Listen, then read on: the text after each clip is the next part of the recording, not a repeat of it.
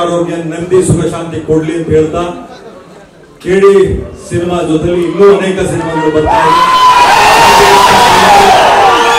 ಚಿತ್ರರಂಗ ಯಾವೊಂದು ವರ್ಗಕ್ಕೂ ಯಾವೊಂದು ಕುಟುಂಬಕ್ಕೂ ಸೇರಿದ್ದಲ್ಲ.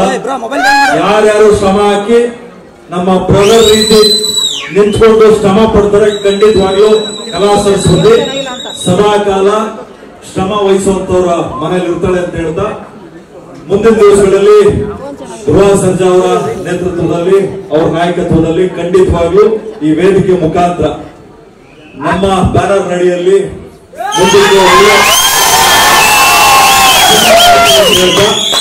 ಈ ಕಾರ್ಯಕ್ರಮಕ್ಕೆ ಹುಟ್ಟುಹಬ್ಬಕ್ಕೆ ಯಾರ್ಯಾರು ಬಂದಿದ್ದೀರಿ ಎಲ್ಲರಿಗೂ ಕೂಡ ಶುಭಾಶಯಗಳನ್ನ ಕೋರ್ತಾ ನಿಮ್ಮ ಆಶೀರ್ವಾದ ಪ್ರೀತಿ ವಿಶ್ವಾಸ ಬೆಂಬಲ ಧ್ರುವ ಅವ್ರ ಮೇಲೆ ಇರ್ಲಿ ಅಂತ ಹೇಳ್ತಾ ಒನ್ಸ್ ಅಗೇನ್ ಹ್ಯಾಪಿ ಬರ್ತ್ಡೇ.